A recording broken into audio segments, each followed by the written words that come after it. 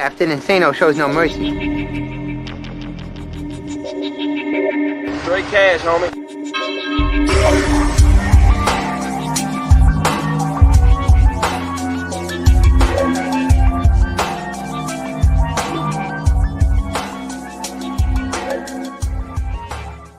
Hold on to your butts. What's up, everybody? Back to the Baseball Game Day podcast, SportsZone Chicago. That's Luke. We have our guest, Michael Helitek. I'm sorry, Mike. I swear I was going too fast last half. I just went Luke and went live, and I was like, oh shit, there's something I'm forgetting. And then you sure enough reminded me. So we got you on here for sure. Luke was like, yeah, nice job, idiot. And, hey, that's Mr. Idiot. Come on. Yeah, right. And I'm like, yeah, I know. I was like, I was trying to get him on. I was moving too fast, but thank God we got you on. Mike, you know what that was? Yeah, right. You're starting off. You know what that was, don't you, Ivan? What was that? That was a Nagy move. I don't know. Whoa. I tell you what was a nagging move. It didn't end up biting them in the butt, but when LA scored to cut the lead to 9 instead of going for 1, they went for 2. If they miss that, it's still a 2-possession game. So they're down by 9, but luckily, and I tell you what, that was a great design play. Oh yeah. I hope Nagy was watching for future use. But of course, the Packers did what the Packers do, and they move ahead to host the NFC title game next Sunday. And you know what, Mike? Me and Luke were talking about it, and Luke, it was Luke's point. Third down efficiency. Who was going to win? Who was going to win that third down battle? And the Packers, by a landslide, won that. They were percentage-wise 66% on third down. That gets it done. 66 to only 30%, 25% for the Rams. That's not going to get it done. Green Bay was just imposing their will. I felt like they, in a way, with their rushing attack, they outrammed the Rams. Yeah, they did. I mean, that long run that they had right after the Rams scored in the second half pretty much iced the game for the Packers.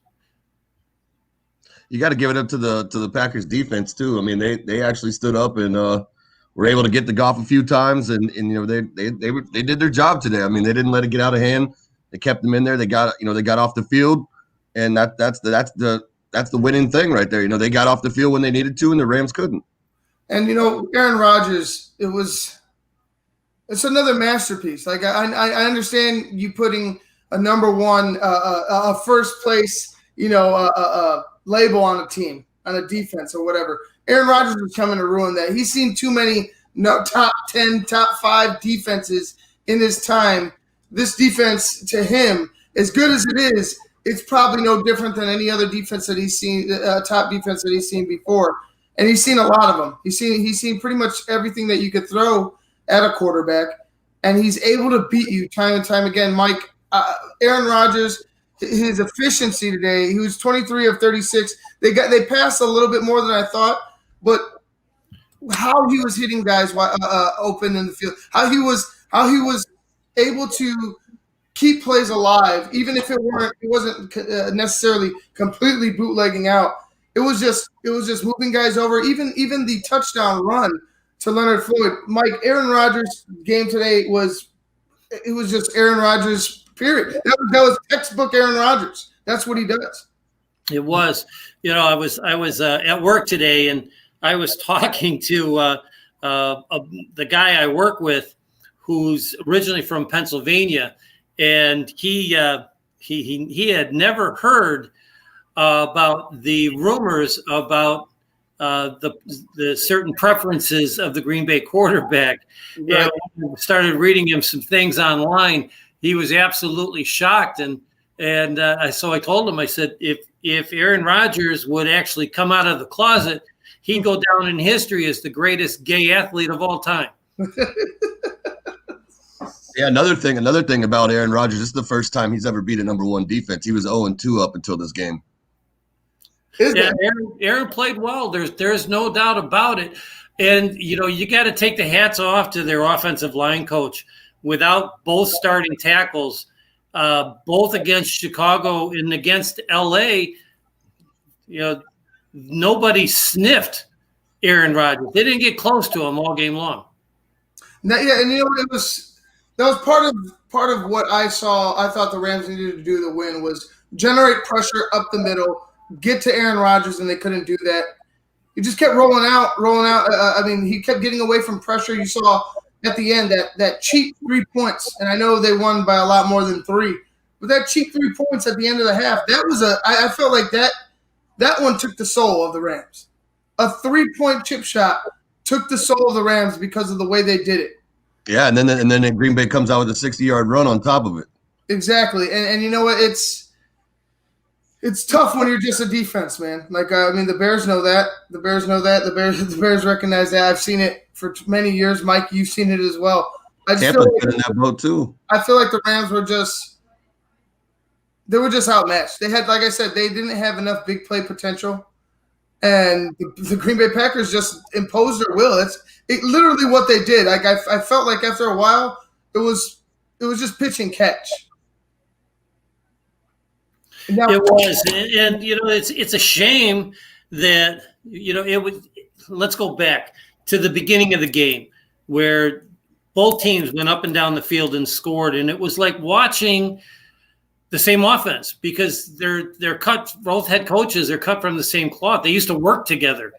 They worked together both in Washington and when McVay got the job in LA, he brought LaFleur out with him to be the offensive coordinator. So, it's amazing how similar these offensive run. And the whole key to the game is Green Bay came down and answered LA in the first half. And LA had to punt on their second possession. And Green Bay came right back down and scored again. And that put the Rams behind the 8 ball, which they never recovered from. And, I just feel like the way that they utilize their running game with Green Bay, it's hard to beat. Going up to Lambeau Field is one thing, but going up to Lambeau Field and knowing that you're going to have to face Aaron Rodgers, and then you're going to have to also think Aaron Rodgers and Devontae Adams. Then you also have to think about 3 running backs, not just 1, but 3 running backs. I mean, what can a defense do at a certain point? You have to account for so many different weapons. It's hard. You only have so many playmakers on your defense. Yeah, it's also tough when your quarterback coming in is injured. It was his unfortunate injury to Jared Goff a couple weeks ago. So, just pile that on top. When your quarterback can't put everything he has behind the ball to make a pass, your defense is getting gouged by that 3-headed monster that you're talking about, the running backs. I mean, it was just too much. The Rams just couldn't overcome it this time. And, the Rams are a good team. Sean McVay's a smart guy. I look for the Rams to probably be right back where they're at right now. Maybe get back into the playoffs in next year. So, Green Bay's moving on, which I think, I was actually hoping for the Rams, but I know I haven't had Green Bay winning this game. And I'm sure your wife did as well, Mike. It's tough. It's tough. That's all. It's Rodgers. So we're going to see maybe possibly a recap or a part 2 of Tampa Bay and Green Bay, or maybe we see the Saints in Green Bay. So it'll be interesting. The Rams. I'm going to read off some stats, and Mike, I want you to if you heard a Rams team offense put up these stats, you would assume. I want to know if you would assume they'd get a victory. Jared Goff, 21 of 27, 174, 1 touchdown. Cam Akers, 18 carries, 90 yards, and a touchdown. And then you have the receiving core, 3 receptions for Josh Reynolds, 65 yards. Robert Woods, 8 for 48. Van Jefferson, 6 for 46. For me, I felt like the team, and then I felt like the team as an offense did their job. It was the defense that couldn't hold true. Well, was it the defense? No, it wasn't the Rams defense. It was the Green Bay offense. The Green Bay offense has been clicking on all 8 cylinders. I don't think any team down the stretch played any better, except for the team we're going to see here in a little bit, the Buffalo Bills. Mm-hmm. Buffalo Bills were just lights out offensively the last few games of the year. So it's going to be a fun game to watch coming into this. But, yeah, I don't think it was the fault of the Rams' defense as much as it was the offense of the Green Bay Packers clicking on all cylinders. Yeah, it's tough, but let's move on from that because we know how tough Green Bay could be, and we got a couple games still left to go. One big one tomorrow in the NFC to figure out who's going to go ahead and play Green Bay in the NFC title game. But AFC, let's switch. Let's turn it over. Buffalo and Baltimore. The Buffalo Bills coming in at 13-3. Baltimore at 11-5. Baltimore with I want to say it was a huge win. I won't call it a momentous win, but it was a pretty big win if you're Lamar Jackson, because Lamar Jackson got his first playoff win last week in the victory over Tennessee, and I just feel like Lamar was at halftime. Lamar was in a different world. Like he just turned a page and went into a different mode, and he was able to bring the Ravens back. This game's going to be a little different. We know, Mike, that the Ravens, they're not a come from behind type of team. And the Buffalo Bills can score points really quick. You have to also think about the Ravens defense. But do you think that the Ravens, if they get into a dogfight, let's say Buffalo gets out to a 10-point lead, because they got out to a 10-point lead against the Colts. Let's say they go out to a 10-point lead right away. Is it almost coast time? Ooh, that's a tough question. Baltimore, I was shocked that Baltimore came back the way they did last week after falling behind by 2 scores, and they came back to tie and then ultimately won the game. And you're right, because when you take a look at what happened to them last year against Tennessee, Tennessee got off to a quick start and Baltimore had no answer. So it'll be interesting to see what happens tonight. And because Buffalo's probably got a better defense than Tennessee does. Without a doubt, Buffalo's got a better defense than Tennessee. So if Baltimore falls behind by 2 scores in tonight's game, I don't think they'll be able to come back against Buffalo in Buffalo. Luke? Yeah, no, I agree with that. I don't think Lamar's built for throwing the ball. I think he's more of a runner. We've talked about this numerous times. Anytime you force Lamar to try and make the play, make the read, and become a passing quarterback as opposed to a running quarterback, he has problems. The most interesting matchup that I'm looking forward to today it's Stephon Diggs in the Baltimore defense and how they cover him, because they have, no matter which side of the field he's on, they have a good cornerback. So I'm looking to see if maybe they don't run him in the slot a little bit more to maybe get him on somebody else other than one of those corners, or maybe those corners just follow him like we thought we would see today with Ramsey and Devontae. But I think that's going to be a huge issue. And let's go the opposite direction. Josh Allen and them, they could put up points quick, but if they start doubling Diggs, then it's on the rest of Buffalo. And we know Buffalo's run game is pretty lax. It's not much. It doesn't put a lot of fear in anybody. So if they turn into a one-dimensional team and have to throw it every down, I feel like that's going to work in Baltimore's favor. But I do have the Buffalo Bills winning this game. I don't know. I'm going to say maybe like 28-17. I feel like you also got to remember Zach Moss is out for the Buffalo Bills, so they're even. Yeah, you're absolutely right. Hey, I want to give a shout out to a special friend of mine who lives in Chicago but had to travel to Detroit. And she is watching right now from her hotel room in Detroit. So, hey, Jackie, thanks for tuning in. We appreciate it. And I saw Millie has joined us this evening as well. So really appreciate you guys for watching our show. Actually, for watching Ivan's show. Thank you, Jackie, Millie. Thank you. I'm the guest on this show tonight. Yeah, Mike, don't even worry about it. But Jackie, Millie, thank you guys for watching. Let's go ahead and keep talking about those Buffalo Bills. Josh Allen, he's in consideration, and I know two guys that should be in consideration constantly year in and year out, Aaron Rodgers And I mean, to be honest with you, Patrick Mahomes, even though he's going into his 4th year, I mean, he's going to be in it for a long time, pretty much his whole career. So get used to it. But my point is, Josh Allen is in that conversation as well. And we're talking about a guy who, we talked about the lack of a real running threat. Josh Allen adds to that. So now that you're, I mean, although let's say when they were with Zach Moss, when they had Zach Moss, they were even better. But you could still make and maintain with the running threat if you use Josh Allen a little more. My thing is, Mike, I would be nervous to run my number 1 quarterback in a playoff game out there in order to get rushing yards when I know that he needs to be a threat down the field in the passing game. And the Buffalo quarterback, that it doesn't do, doesn't just sit in the pocket either. You might see, whoever is more effective running the ball from the quarterback spot actually end up winning this game.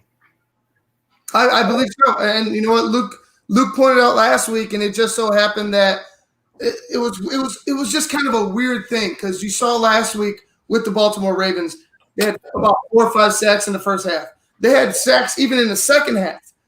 But for some reason or another, once Lamar turned it on with his legs, they really didn't make great tackles. They didn't have great routes to the ball carrier. They just weren't able to do much against the Baltimore offense. And Lamar really didn't have to pass as much. He just needed to be efficient because he was getting yards with his legs. I think he had 174 and 177. It was over 100 yards rushing, over 100 yards passing, and their defense did the rest. I just feel like you're absolutely right, Mike. If it's whether it's Lamar or whether it's Josh Allen, whoever gets the most done in the pocket is going to win today, because you got to think about the deep threat. You're going to have to hang in the pocket to find somebody downfield. The thing is that I feel like Josh Allen has the deep threats, has the playmakers to threaten downfield, whereas Lamar Jackson, it's all him. That leads me to what I think is the key of the game is Stephon Diggs. If Stephon Diggs has a 12-catch, 120-yard, 2-touchdown game, there's no way Buffalo is not going to advance to the AFC title game next week. No, I believe so. We're going to go ahead and wrap things up, but I want to go ahead and get you guys the scores. Luke, go ahead first. Let us know your score of Baltimore and Buffalo. I forgot what I said earlier. I was thinking like maybe somewhere around 28-17 Buffalo. I think Josh Allen's arm I think they have more of a chance using his arm than Baltimore does using Lamar's. And that's why I think Buffalo's defense will stand tall against Lamar in the run game. So I'm going to go with Buffalo. Mike? I'm going to go with Buffalo too. I think it's going to be a little bit closer than that. And you might just see a game-ending, game-winning field goal by Buffalo to win 27-24. A game-winning field goal for Buffalo. That'd be good. That'd be a plus. That'd be a good juju in the right direction. We don't have to worry about Cody Parkey until tomorrow night. Oh God. Hey, you know what? Part of me feels like Cody Parkey might come back on the scene tomorrow night. But sticking with Baltimore and Buffalo, I'm going to go with the Buffalo Bills. I feel like the Buffalo Bills.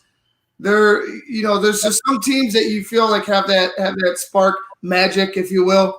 I feel like Buffalo is it. I might be wrong because that Baltimore defense is really good. Lamar Jackson is still, he's an MVP, man. Like, you know what I'm saying? Like, you can't look past Lamar Jackson, regardless of the playmakers at receiver. He could do it all himself, and he proved it last week. So for me, the Buffalo defense has his work cut out for him, but I feel like that Buffalo offense is just too good, led by Josh Allen. I feel like they're going to win this game 27-17. A 10-point spread, about the same that I had in the last game, but I feel 27-17 is about it. I don't think the Baltimore Ravens have enough offense, have enough big play ability. Like I said, the Rams were lacking last game, Luke. I don't think they have enough of that to get it done. Do you know what the line is for tonight's game? That I don't. I don't. I think Green Bay was a 10-point favorite, 10.5 maybe. I think Buffalo is like a 5-point favorite. I thought I heard that, and if that's just I'm pulling that number out of my ear because this is a family show. So, although this was not the family show, Mike, it's okay here. Oh, okay. My show is more of a family-oriented show. So we'll see you at halftime, guys. All right, guys. Until halftime, I'm Ivan Vargas. That's Luke Nettles. And for Michael Halitek, this has been the Basic Monsters Game Day podcast on SportsZone Chicago. Check us out at behalf of Baltimore and Buffalo. Captain Insano shows no mercy. Straight cash, homie.